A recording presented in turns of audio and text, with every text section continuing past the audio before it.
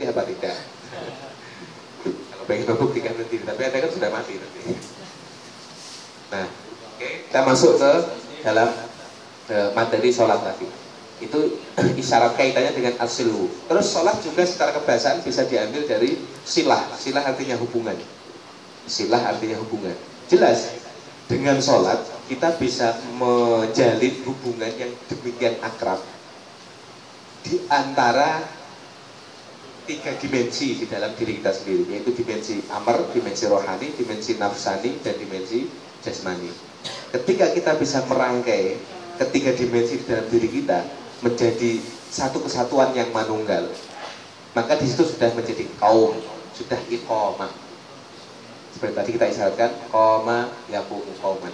Jadi kita sudah menegakkan dari sisi apa? Hikmahnya sholat. Salah satu hikmah sholat sudah kita tegakkan. Karena apa? Kita sudah berhasil mendamaikan, kita sudah berhasil membangun hubungan yang sangat harmonis dan selaras di antara diri kita sendiri, antara dimensi rohani, dimensi nafsani, dan dimensi jasmani sudah menjadi satu kesatuan, sudah manunggal. Ketika sudah manunggal, baru punya kemungkinan bisa betul-betul bermunajat kepada Allah. Disitulah bisa liqa, bisa mengadakan perjumpaan, bukan penglihatan. Kalau melihat Allah memang tidak akan bisa, kecuali nanti di alam akhirat. Cuman apakah kita bisa melakukan perjumpaan dengan Allah? Bisa. Termasuk melalui sholat inilah sebagai media perjumpaan kepada Allah. Karena itu sholat diistilahkan dengan sholat dari materi silah antara kebahasaan. Silah artinya adalah hubungan yang erat, seperti silaturahim itu hubungan. Oke. Kemudian sholat juga bisa dari kata sholat, solul jahim. Asila berarti membakar. Asila berarti membakar, pembakaran manas. Ada hubungan apa? Oh, ini terkait dengan tulang ekor tadi. Di dalam tulang ekor itu ada energi murni yang disebut sebagai energi chi, sebagai nur karomah dan segala macam. Penamaannya macam-macam, tapi hakikatnya satu. Energi itu dengan sholat yang benar dia akan tumbuh dengan sendirinya, akan berkembang. Kalau menurut tradisi Buddha, tradisi Hindu disebut kundalini. Nah, itu akan tumbuh dan berkembang. Metode yang paling aman untuk membangkitkan kundalini secara istiqomah adalah metode sholat. Selain metode sholat, banyak resikonya. Karena kundalini bisa berkembang secara liar, bisa bangkit secara liar. Ketika kundalini bangkit secara liar, bisa menimbulkan sindrom kundalini, penyakit kundalini. Sindrom kundalini pengaruhnya macam-macam. Bisa membawa perasaan gelisah, bisa membawa pikiran penat-penat, pusing-pusing, atau bahkan sampai pada kelumpuhan. Maka tidak sedikit orang yang belajar tenaga dalam segala macam karena salah praktek dan salah mengelola diri, akhirnya bangkitnya energi murni itu, energi kundalini ini malah berpengaruh buruk pada dirinya sendiri. Paling tidak secara umum mereka sering merasa emosional, mudah sensitif, ya, mudah marah, sensitif. Karena ini bangkitnya secara liar. Cara yang paling aman untuk membangkitkan kundalini adalah sholat. Karena sholat diakui juga oleh para pengikut meditasi di agama-agama apapun itu, sholat itu meditasi paling susah. Karena sholat merupakan meditasi gerak. Meditasi yang lain adalah meditasi diam. Sholat meditasi gerak yang harus mengkonsentrasikan banyak hal. Gerakannya harus dikonsentrasikan, disadari penuh. Bacaannya harus dikonsentrasikan, disadari penuh. Perenungannya juga harus ada. Terus kemudian rohnya juga harus ikut di dalam, harus mengikuti. Maka sholat merupakan meditasi paling susah. Oke, kita mulai masuk pada sholat. Pertama kali sholat adalah takbir, Allahu Akbar. Sebelum takbir kita dianjurkan menghadap kiblat. Ada apa dengan kiblat ini? Kenapa kita harus menghadap kiblat Ka'bah? Kenapa tidak menghadap kiblat yang lain? Ini juga ada latar belakang cerita. Dalam sejarah penciptaan alam semesta, penciptaan bumi itu semula merupakan hamparan air, tidak ada daratan. Daratan yang pertama kali muncul adalah Mekah. Mekah adalah daratan pertama. Dan di Mekah itulah sejak awal berdirinya sebelum Nabi Adam, Allah sudah meletakkan qawaidul bait. Jadi fondasi-fondasi Baitullah, Ka'bah.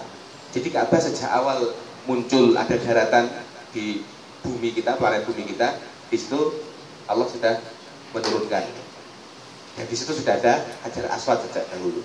Hajar Aswad inilah yang memancarkan energi tersambung dengan Baitul Izzah. Baitul Izzah adalah Ka'bahnya langit pertama yang juga ditawafi oleh para malaikat. Tersambung lagi dengan Baitul Ma'mur. Baitul Ma'mur adalah Ka'bahnya langit 7. Tersambung, energi yang tersambung kuat. Nah, di bawah dari Mekah itulah kemudian tanah Mekah itu kemudian baru diperluas sehingga menjadi benua-benua ini. Artinya di sana ada sumber energi. Penelitian terkini menyebutkan bahwa Mekah merupakan center, merupakan pusat daratan. Jadi kalau Anda berada di Mekah, pusat daratannya adalah di Mekah itu. Daratan ini pusat tengahnya adalah Mekah. Jarum kompas pun ketika ditaruh di Mekah dia akan tidak menunjukkan, tidak geser. Jadi langsung pancer bisa ke utara dan ke selatan ini. Jadi dengan garis kutub utara, kutub selatan itu garis 0. Dan banyak ilmuwan menyebutkan bahwa energi Makkah inilah, energi Makkah yang diwakili oleh Hajar Aswad, ini yang menyeimbangkan antara kutub utara dan kutub selatan, sehingga tidak terjadi goncangan. Nah, energi ini itu butuh di charging, butuh di cas. Yang ngecas energi ini siapa? Ya tawafnya kita dan sholatnya kita itu. Maka dengan sholat sama dengan kita telah membantu bumi dan makhluk-makhluk bumi untuk tetap merasakan nikmatnya keberlangsungan hidup, karena tidak terjadi goncangan. Maka dalam hadis banyak disebutkan hari kiamat tidak akan terjadi selama masih ada orang yang sholat. Sholat berjamaah, kenapa? Sholat berjamaah akan mengumpulkan, akan mengkonsentrasikan energi yang sangat luar biasa sekali. Energi itu kemudian dipancarkan melalui gelombang elektromagnetik, merupakan frekuensi suara dan radiasi. Radiasi muncul dari mana? Tatapan mata kita itu lebih kuat radiasinya. Maka kita dimakruhkan sholat itu memejamkan mata. Kenapa kok makruh? Kenapa tiba-tiba makruh? Padahal konsentrasi lebih mudah dengan memejamkan mata. Makanya sholat itu meditasi gerak yang paling susah, karena harus mata terbuka. Karena mata inilah yang akan memimpin pengiriman energi berupa radiasi. Suara melalui frekuensi, getaran nafsiyah kita melalui apa? Melalui elektromagnetik. Dan itu sampai, betul-betul sampai, karena tidak ada yang bisa menghalang-halangi. Benda materi tidak ada yang bisa menghalang-halangi energi itu. Akan sampai. Dengan begitu Ka'bah akan selalu mendapatkan charging energi dari kita. Maka berarti dengan sholat kita sudah bersedekah dengan alam, dengan bumi paling tidak, bersedekah dengan bumi. Oke. Itu terkait dengan kiblah dilihat dari sisi kajian energi. Tapi kalau kiblah dilihat dari sisi sosial dan akhlak, dari sisi kehidupan sehari-hari seperti apa? Ya kiblah mengisyaratkan bahwa hidup kita, ketika kita diperintahkan sholat, berarti kita diperintahkan mensolatkan hidup kita. Kiblah mengajarkan kita harus punya fokus, punya orientasi, punya arah hidup. Apakah kita yang sudah seusia segini, kita sudah benar-benar tahu fokus dan arah hidup kita apa belum? Kalau belum, maka ya ibarat orang sholat masih belum menghadap kiblat. Ibarat orang sholat dalam keadaan khauf. Sholat khauf itu sholat yang boleh tidak menghadap kiblat. Dalam keadaan perang, sama perang, wajar. Kenapa? Kita belum benar-benar merasa nyaman, tenang, karena kita belum menemukan orientasi dan fokus hidup kita di mana. Maka hidup kita ibarat perang. Kita selalu hidup dalam kegalauan, pergesekan yang tiada henti. Selesai satu masalah, muncul masalah baru. Kok tidak pernah rehat ya jiwa kita? Kenapa? Kita belum menemukan kiblat. Kiblat hidup itu belum benar-benar kita temukan. Maka kita perlu mencari, bertanya-tanya pada diri sendiri, kita renungi, kita resapi, apalagi kiblat hidup kita. Kemudian Allahu Akbar. Kenapa Allahu Akbar? Padahal ada banyak zikiran, subhanallah, alhamdulillah. Kenapa Allahu Akbar? Allahu Akbar ini adalah satu zikir yang langsung akan memukul, istilahnya langsung akan berpengaruh pada an-nafsu al-ammarah, nafsu keakuan kita. Nah, kalau menurut perspektif ulama-ulama sufi, nafsu amarah kita berada di kiri atas dada ini, nafsu amarah, keakuan. Jadi kita akan bisa melakukan perjalanan mi'raj itu kalau keakuan kita berangus dulu. Karena Pak, kita butuh kekuatan nafsiyah kita. Dengan kendaraan nafsiyah yang baik itu, kemudian kita bisa naik ke alam roh. Dengan roh kita bisa berselancar di alamul amri. Maka nafsiyah kita ditata. Pertama kali harus dibidik dalam nafsiyah apa? Nafsu al-ammarah bisu. Nafsu yang cenderung mengarahkan pada kejahatan. Kenapa mengarah pada kejahatan? Ya karena keakuan. Coba Anda bayangkan, sebagian besar kejahatan di dunia ini terjadi karena apa? Karena keakuan. Pengen aku merasa senang, aku dihormati, aku dimuliakan, aku dienakkan, aku diginikan. Orang lain masa bodoh, yang penting aku. Kalaupun kita sering menangis, misalnya kita ditinggal orang yang kita kasih, bukan karena kita ditinggalnya kita menangis. Kita meninggal ayah atau orang yang sudah baik sama kita ditinggal, kita menangis sebetulnya bukan menangisi dia, tapi menangisi keakuan kita sendiri, bener nggak? Oh, aku ditinggalkan oleh orang yang aku cintai. Jadi sebenarnya menangisi kehilangan diri sendiri, keakuan, lagi-lagi keakuan. Kalau orang keakuannya sudah tertata, ditinggal mati dan matinya mati yang baik, dia tidak akan menangis, dia malah bersyukur. Alhamdulillah ini matinya baik, karena tidak mikir aku. Tapi kalau mikir aku, ditinggalkan, aduh, aku sudah tidak ada ini. Ya, baru kenalan ta'aruf saja sudah diceraikan dari ta'aruf saja sudah pusingnya bukan main, ya, karena mikir akunya. Coba kalau tidak mikir aku. Nah, makanya Allahu Akbar, Allah Maha Besar. Intinya apa? Janganlah berpikir bahwa masalah hidup Anda itu besar. Janganlah berpikir bahwa kepentingan hidup Anda itu besar, sangat kecil. Karena Anda sendiri juga sangat kecil. Kemarin sudah kita adakan renungan seberapa kecilnya kita dan seberapa kecilnya kehidupan kita. Di hadapan Allah yang satu hari adalah 50.000 tahun, maka ketika usia kita seluruhnya 100 tahun, berarti kita seolah-olah hidup hanya 1,5 menit di hadapan Allah. Karena satu harinya Allah itu sama dengan 50.000 tahun. Dari segi waktu sangat kecil. Dari segi wujud, bayangkan, bumi berada di tata surya. Tata surya berada di dalam galaksi.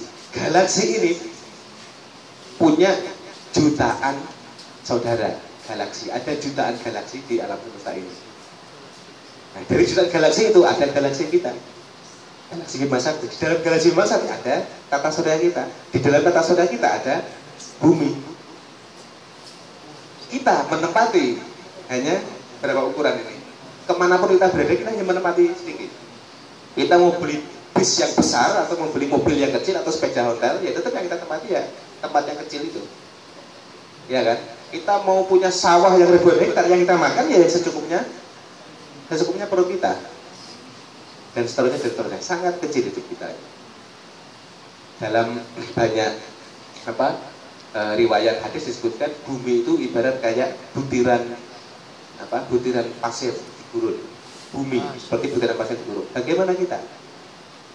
Posisi kita di bumi yang diibaratkan Rasulullah sebagai butiran pasir di tengah gurun. Kita seperti apa? Sangat kecil.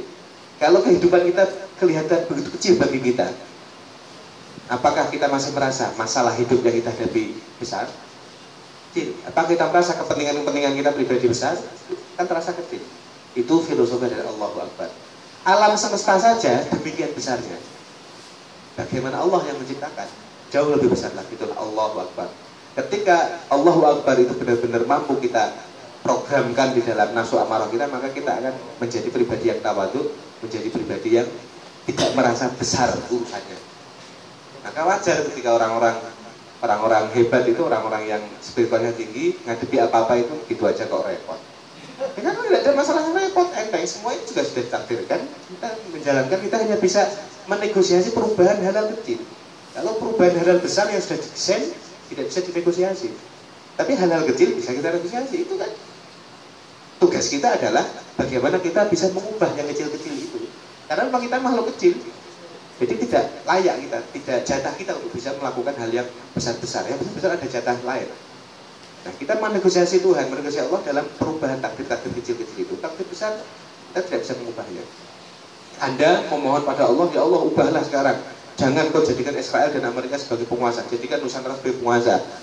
Ada masanya sudah, Allah sudah menetapkan masa-masa, perputaran-perputaran peradaban dan kejayaan sudah ditetapkan oleh Allah. Urusan itu, jangan kau negosiasikan. Negosiasikanlah soal persiapan. Anda akan punya jatah. Anda akan punya jatah. Insya Allah abad 21 adalah jatahnya bangsa kita. Insya Allah, berdoa saja ya. Anda punya jatah. Tapi ketika sudah punya jatah ini, secara kasuistik, secara pribadi, kita sudah mempersiapkan diri belum? Ini ada di tangan kita. Ini mungkin untuk kita negosiasikan pada Allah. Ya Allah, mohon benahi diriku, benahi kelompok kecilku. Kami akan berupaya untuk membenahi diri, mempersiapkan. Sehingga ketika nanti tiba saatnya, momentum disebut hadzun. Hadzun adalah bagian jatah yang tidak bisa diganggu-gugat. Kalau nasib, itu berdasarkan apa yang kita lakukan. Jadi ada hal, ada nasib. Hal itu apa bahasanya ya? Ya jatah lah. Jadi memang jatah bahasa Indonesia lagi terpuruk seperti ini, ya lagi terpuruk. Soalnya itu dinegosiasi. Hal. Tapi kalau urusan kita sendiri, banyak yang sifatnya nasib. Nasib itu lirijali nasibum mimma kasabu. Bagi kaum laki-laki ada nasib, ada jatah yang bisa diupayakan dari apa yang dilakukannya, diupayakannya. Walin nisa'i nasibum mimma kasabu. Dan bagi kaum perempuan sama, ada jatah yang diberikan sesuai dengan usahanya. Yang mungkin kita negosiasi adalah nasib kita. Anda mau mengubah nasib, Anda sudah melihat. Anda sudah melihat kan? Bagaimana kira-kira ini pergerakan alam semesta. Kita sudah mencoba membaca kitab kejadian Allah. Kitab kejadian Allah, oh ini kelihatannya kok memang jatahnya bangsa kita ya. Karena apa? Salah satu rumusan perguliran peradaban itu 7 abad. Kita pernah mengalami peradaban kita jaya, peradaban Nusantara pada abad ke-7, yaitu kerajaan abad 7 Sriwijaya ya, 100 Sriwijaya. Kemudian mengalami penurunan, gejolak penurunan. Muncul lagi abad 14 Majapahit. Sekarang abad 21. 7 abad ketiga adalah hitungan Masehi. Berarti kita bisa berharap, kita tidak memastikan, tapi berdasarkan perputaran sesuai kebiasaan itu terjadi seperti itu. Maka jatah kita. Nah, kalau Anda sudah tahu Indonesia, bangsa kita akan mendapatkan jatah untuk maju memimpin dunia, apakah Anda mau ikut serta menjadi pribadi yang memberikan manfaat besar dalam waktu itu, dalam momentum itu? Apa Anda ingin tetap menjadi orang yang terbelakang? Silahkan, itu nasib. Jadi jatah bangsa kita akan besar itu hal, tapi apakah Anda ingin punya andil di situ apa tidak? Itu sudah nasib. Jadi silahkan pikirkan sendiri. Nah, itulah kenapa Allahu Akbar menjadi pilihan yang tidak ada gantinya dalam praktek sholat. Allahu Akbar. Karena itu yang langsung masuk ke nafsu amarah kita. Dalam doa istiftah dilanjutkan. Setelah nafsu amarah kita berhasil kita kelola, apalagi yang perlu dikelola? Kita sudah tidak berpikir keakuan. Kalaupun kita tidak berpikir keakuan, kita masih sering kan kadang-kadang mudah sedih, mudah sensitif. Padahal kita sudah tidak berpikir keakuan.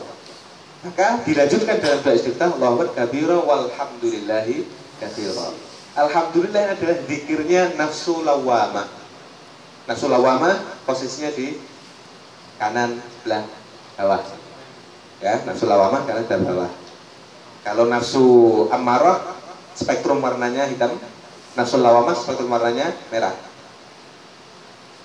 Zikirnya alhamdulillah. Dengan alhamdulillah artinya kita selalu memompa rasa syukur. Sehingga apapun peristiwa yang kita alami, kita hanya melihat sisi positifnya, kita selalu bersyukur. Disitulah kita tidak, nafsu lawamah kita tidak menjadi lawamah lagi. Lawamah itu artinya apa? Dia banyak mengumpat-umpat, banyak menyalah-nyalahkan, itu lawamah. Dari laut. ya, dari laut. Maka Allahu Akbar kabira walhamdulillahi katsira. Titik diagonal dua nafsu ini, nafsu ammarah, nafsu lawamah, kalau sudah kita program, ya sudah kita program dengan dua zikir itu, tentunya pemaknaannya, pemahamannya harus kita hayati. Baru subhanallahi bukratan wa asila. Subhanallah adalah zikirnya an-nafsu al-mulhamah. An-nafsu al-mulhamah adalah nafsu yang spektrum warnanya hijau ke putih-putihan, hijau daun. Dia bisa memekat, bisa memudar, warnanya begitu. Perlu dinetralkan. Ini disebut medan nafsu. Zikirnya medan nafsu al-mulhamah, nafsu yang diilhami untuk cenderung kebaikan. Contoh, nafsu kita tidak tegaan, ya, kita tidak tegaan, kita cenderung sayang sama orang, itu an-nafsu al-mulhamah. Meskipun tidak tegaan itu nafsu baik, tapi kalau tidak dikelola, tidak dikontrol, bisa berbahaya. Seringkali karena kita tidak tega, ya, akhirnya kita malah merugikan orang yang lebih wajib untuk kita perhatikan gara-gara kita tidak tega pada teman, misalnya. Itu contoh nafsu tidak tega, harus dikontrol. Boleh Anda tidak tega dengan teman Anda, santri putri yang ada di Hongkong, berawal dari curhatannya memang menyentuh, Anda tidak tega, boleh. Tapi Anda harus mengelola ketidaktegaan itu, karena nafsu mulhamah harus dikelola. Pengelolaannya dengan subhanallah. Maka ketika tiga keluarga nafsu ini sudah mulai bisa didamaikan, nafsu mutmainnah baru bisa hadir. Zikirnya apa? Zikirnya la ilaha illallah. Dalam istiftah diisyaratkan dengan apa? Inni wajjahtu wajhiya lilladzi fatara samawati wal arda hanifan musliman wa ma ana minal musyrikin. Nah, kalau disederhanakan doanya ya la ilaha illallah. Kehidupan ini seluruhnya adalah dari Allah, untuk Allah, dengan Allah, dan seterusnya. Posisinya di tengah, nafsu mutmainnah. Spektrum warnanya netral seperti air. Ya, jadi biar tidak kaget nanti kalau jenengan pas mengamalkan pikiran itu, nanti ada teknik tiganya seperti apa di belakang. Jadi biar tidak kaget kalau tiba-tiba nanti ada yang muncul menemui Anda dengan spektrum warna tertentu. Lah, wama ana minal muslimin, hanifan muslimu wama ana minal musyrikin. Inna sholati terusnya inna sholati wa nusuki wa mahyaya wa mamati lillahi rabbil alamin la syarika lahu dzalika itu wa ana minal muslimin. Wa ana minal muslimin ini mencerminkan apa? Mencerminkan pengelolaan nafsu syahwah. Nafsu syahwah spektrum warnanya kuning. Nah, posisinya di kiri bawah, nafsu syahwat. Nafsu syahwat itu nafsu kesenangan-senangan saat. Itu nafsu syahwat. Maka wa ana minal muslimin, dan aku golongan orang yang berserah diri kepadamu. Pikirannya adalah la haula wala quwata illa billah, atau bisa digantikan dengan hasbunallah wa ni'mal wakil. Pokoknya menunjukkan kepasrahan diri. Jadi kita sudah belajar dari istiftah itu bagaimana mengelola medan nafsu. Ingat gak? Subhanallah, alhamdulillah, la ilaha illallah, Allahu Akbar, la haula wala quwata illa billah. Dan itulah zikir yang disebutkan oleh Rasul sebagai al-baqiyatu as-shalihat, hal-hal yang abadi yang baik. Disebutkan lagi dalam hadis al-baqiyatu as-shalihatu khairun minad dunya wa ma fiha. Al-baqiyat as-shalihat itu lebih baik daripada dunia dan seisinya. Dari penjelasan tadi kita menjadi paham, oh kenapa lebih baik dari dunia seisinya? Karena memang itu mengelola medan nafsu. Ketika medan nafsu sudah benar-benar terkelola, kita ajak untuk dengan berkendara medan nafsu kita naik ke alam roh, ke dimensi roh kita untuk memasuki alam al-amri, sehingga kita bisa langsung bermunajat kepada Allah Subhanahu wa Ta'ala. Saya kira cukup situ dulu ya. Kalau ada pertanyaan monggo, karena sudah mau jam 12. Insya Allah nanti habis sholat subuh kita lanjutkan dengan pembahasan Bismillahirrahmanirrahim, karena maknanya juga sangat dalam. Untuk Bismillah saja mungkin butuh waktu yang agak banyak. Wallahu ta'ala a'lam bishawab. Wassallallahu ala sayyidina Muhammadin wa ala alihi wa sallam tasliman katsira. Wa akhiru da'wana alhamdulillahi rabbil alamin. Subhanakallahumma wa bihamdika la ilaha illa anta astaghfiruka wa atubu ilaik. Assalamualaikum warahmatullahi wabarakatuh.